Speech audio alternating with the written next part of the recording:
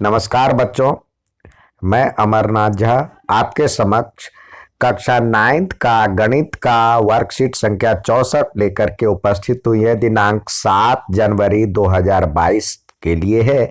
हमारा आज का टॉपिक है वृत्त, जो एक नया चैप्टर है आपके बुक में। चैप्टर नंबर 10 है जो वृत्त से संबंधित है। तो आइए हम वर्कशीट को देखें। इसमें आवश्यक पूर्व ज्ञान यानी इसको समझने के लिए कुछ बेसिक नॉलेज की जरूरत है। यानी उसमें है वृत्तीय आकार की समझ। आप सभी वृत्ताकार यानी गोल वस्तु को आपने देखा होगा, गोलाकार वस्तु को, तो उसको हम वृत्त कहते हैं। क्या आप यहाँ पे लिखा है, क्या आप बता सकते हैं कि दी गई आकृतियां किस आकार की है? यानी ये आकृति दी गई घड़ी, पहिए, चूड़ी, ये पैसे, सिक्के दिए हुए, ये सारे जो आकृतियां हैं, इसका जो है सिरा गोलाकार है। ये इसको यदि घुमाएंगे तो गोलाकार पथ, मतलब ये जो है गोलाकार पथ है इसका। इसलिए इन सभी आकृतियों को वृत्ताकार कहते हैं, वृत्ताकार कहलाएगा। आइए इसे एक क्रियाविधि से समझते हैं। एक प्रकार लीजिए। प्रकार तो जानते ही हैं, जैसे आपके ज्योमेट्री बॉक्स में होता है। इसमें एक पेंसिल लगाने की व्यवस्था होती है और एक किनारा नुकीला होता है।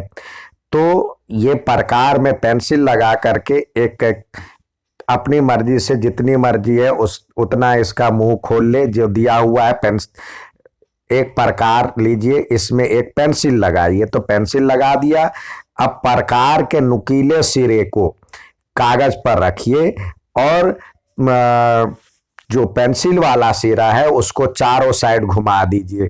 तो इस तरह से आपको आकृति बनेगी। यानी यहाँ पे नुकीला सिरा रखे और इस पेंसिल वाला सिरा यहाँ पे रखे और चारों साइड घुमा दिए, तो इस तरह से ये आकृति बन जाएगी। तो इसको हम वृत्त कहते हैं, अंग्रेजी में इसे सर्कल कहते हैं।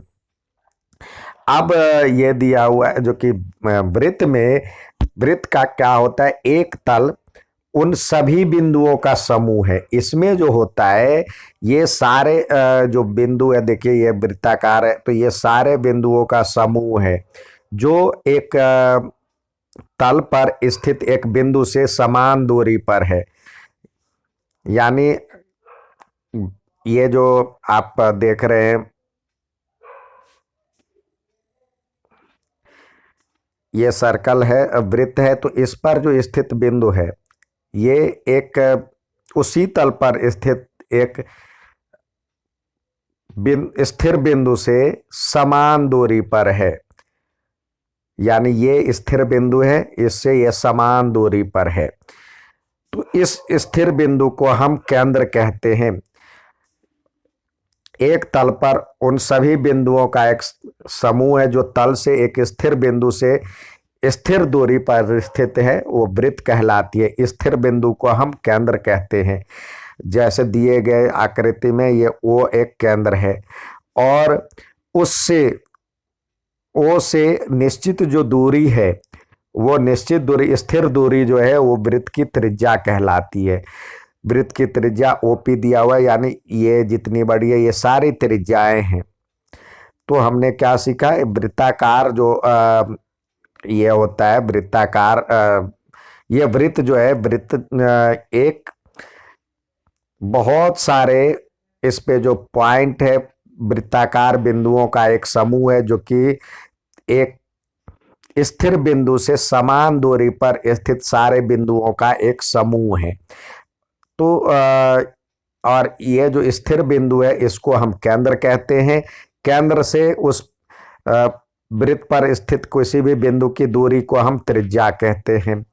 तो एक वृत्त में बहुत सारी त्रिज्याएं हो सकती है। अब और कुछ जानकारी है, देखिए। कह रहा है यदि एक वृत्त पर दो बिंदु P और Q ले, वृत्त पर कोई दो बिंदु पी और क्यू ले और उसको आपस में मिला दे, कोई भी बिंदु ले सकते हैं, आपस में मिला दे तो उसको हम जीवा कहते हैं। कॉर्ड इंग्लिश में नाम है कॉर्ड, यानी वृत्त पर स्थित दो बिंदु को मिलाने वाली रेखा को हम कॉर्ड कहते, जीवा कहते हैं। जो बिंदु जीवा व जो वृत्त के केंद्र से होकर जाती है उसे व्यास कहते हैं। तो बहुत सारी जीवाएं होंगी, उसमें से एक जीवा ऐसे भी होगी जो कि केंद्र से होकर जाएगी, बहुत सारी जीवाएं होंगी, तो उसमें से एक जीवा जो केंद्र से होकर के जाएगी उसे हम व्यास कहते हैं।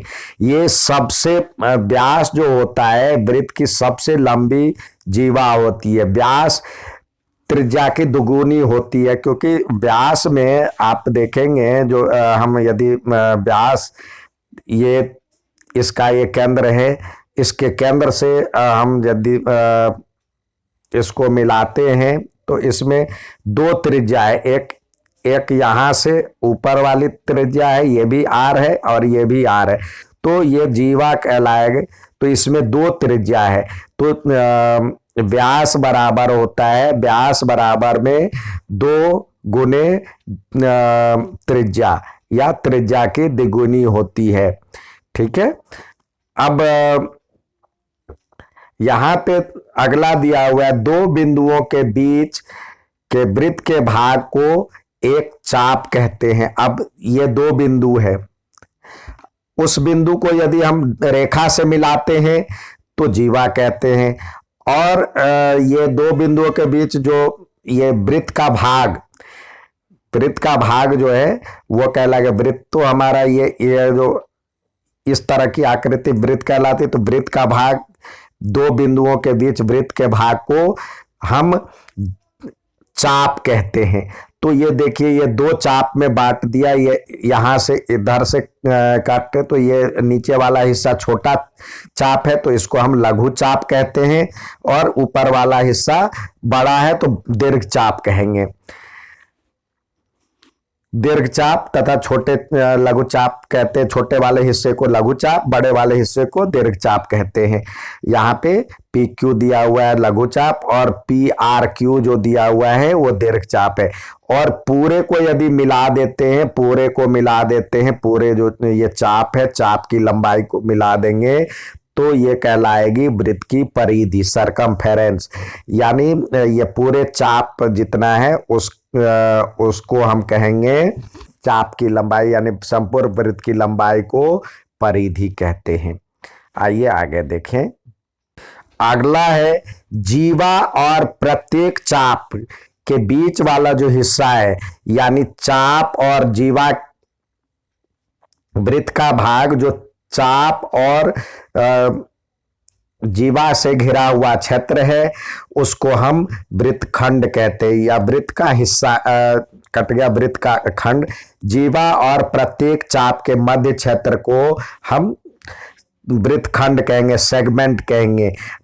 अब जो देखिए यहाँ पे लघु चाप यानी छोटे चाप और जीवा के बीच की दूरी को, बीच वाले हिस्से को लघु वृत्तखंड कहेंगे, और दीर्घ चाप यानी दीर्घ चाप और जीवा के बीच वाले हिस्से को दीर्घ वृत्तखंड कहेंगे।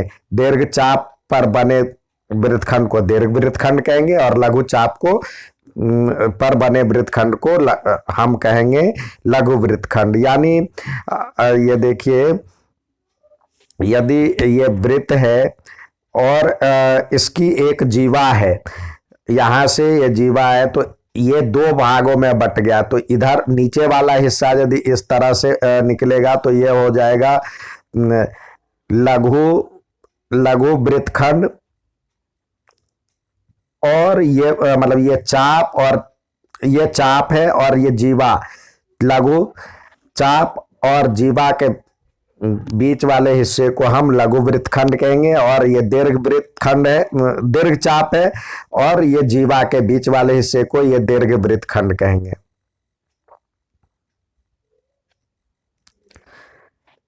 मेजर सेगमेंट और माइनर सेगमेंट। अब यहां पे अगला है त्रिज्यखंड। त्रिज्यखंड होता है क्या है, दो त्रिज्याओं और उसके बीच चाप दो त्रिज्याओं और चाप से बने क्षेत्र को हम कहेंगे त्रिज्यखंड। यहाँ पे केंद्र से को एक चाप के सिरों से मिलाने वाली को त्रिज्या एवं चाप के क्षेत्र को त्रिज्यखंड कहेंगे। यहाँ पे ये देखिए त्रिज्याओं, दो त्रिज्याओं और चाप से घिरे क्षेत्र को हम त्रिज्यखंड कहेंगे। तो अब ऊपर वाले हिस्से को दीर्घ त्रिज्यखंड, नीचे वाले हिस्से को लघु त्रिज्यखंड कहेंगे। यहाँ पे भी लिखा हुआ केंद्र को एक चाप के सिरों से, यानी ये चाप है उसके सिरों से केंद्र को मिला दिए तो वही तो त्रिज्या कहलाती है। मिलाने वाले त्रिज्या एवं चाप के बीच के क्षेत्र को त्रिज्यखंड कहते हैं। दीर्घ चाप पर बने त्रिज्यखंड को दीर्घ त्रिज्यखंड और लघु चाप पर बने त्रिज्यखंड को लघु त्रिज्यखंड कहते हैं। आइए अब कुछ अभ्यास प्रश्न दिए हैं तो प्रश्न करते हैं। पहला सवाल दिया है 4 सेंटीमीटर त्रिज्या का एक वृत्त खींचिए। तो 4 सेंटीमीटर प्रकार का सिरे के बीच में 4 सेंटीमीटर की दूरी लेकर के आप घुमाएंगे, यानी यहाँ पे नुकीला हिस्सा रख करके 4 सेंटीमीटर से चारों साइड घुमाएंगे तो ये वृत्त बन जाएगा। ये तो कह रहा है वृत्त पर एक त्रिज्या, तो वृत्त का केंद्र मान लेते हैं O है, तो ये OA त्रिज्या हो जाएगा। एक व्यास, तो आप चाहे तो व्यास ये ले सकते हैं, यहाँ पे PQ डाल सकते हैं, PQ व्यास है। और एक जीवा को दर्शाइए और उनका नाम दीजिए। जीवा आप इस तरह से भी बना सकते हैं MN, तो यहाँ पे लिख सकते हैं MN जीवा है, ठीक है।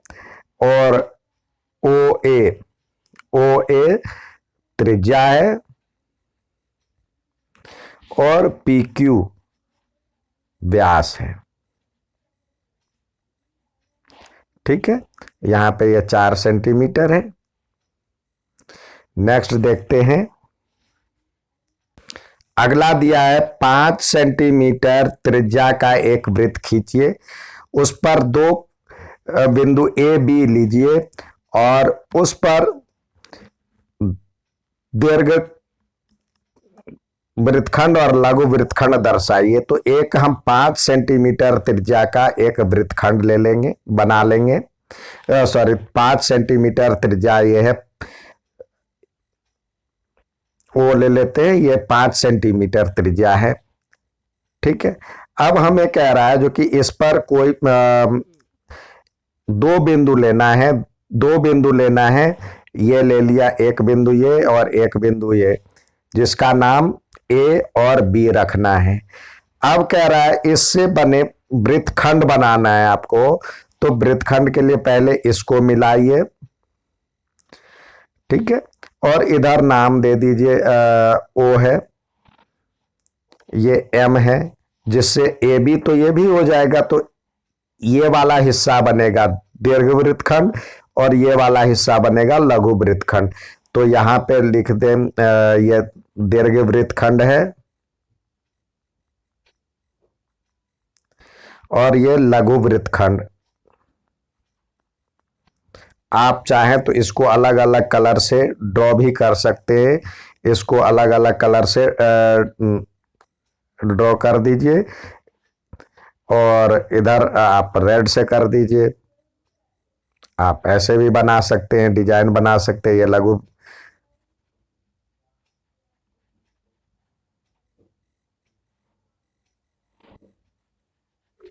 जिससे आपको पता चल जाएगा जो कि ये लघु वृत्तखंड है और दीर्घ वृत्तखंड है, ठीक है। नेक्स्ट सवाल देखते हैं। अगला दिया है एक 6 सेंटीमीटर त्रिज्या का एक वृत्त खींचिए। तो 6 सेंटीमीटर त्रिज्या का एक, सबसे पहले आपको एक वृत्त खींचना है जिसकी त्रिज्या 6 सेंटीमीटर होगी। ये हमने ले लिया 6 सेंटीमीटर त्रिज्या का वृत्तखंड, 6 सेंटीमीटर त्रिज्या का एक वृत्त खींच लिए। ये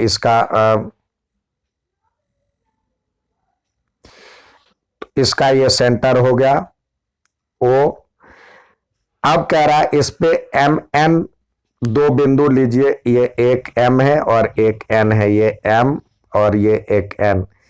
अब कह रहा है त्रिज्यखंड बनाइए, तो त्रिज्यखंड के लिए आपको पता है जो कि त्रिज्याओं त्रिज्याओं से बने त्रिज्याओं से घिरे क्षेत्र को त्रिज्यखंड कहते हैं। तो ये दोनों त्रिज्याओं को हम मिला दिए। अब ये लघु त्रिज्यखंड बन गया, ये हो गया लघु त्रिज्यखंड, और ये दीर्घ त्रिज्यखंड।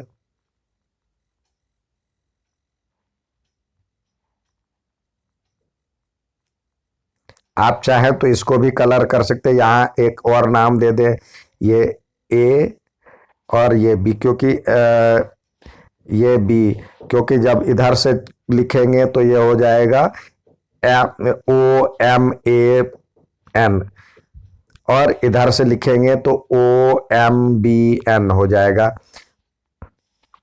इसको आप कलर कर दे।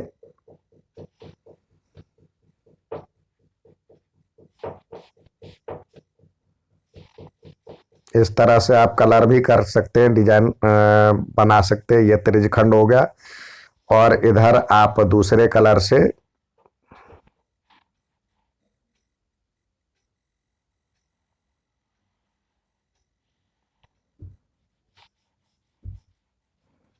लघु त्रिज्यखंड और दीर्घ त्रिज्यखंड को दर्शा सकते हैं। ठीक है, यह था आज का वर्कशीट। उम्मीद है समझ में आया होगा। अच्छा लगे तो लाइक और सब्सक्राइब जरूर करें। धन्यवाद।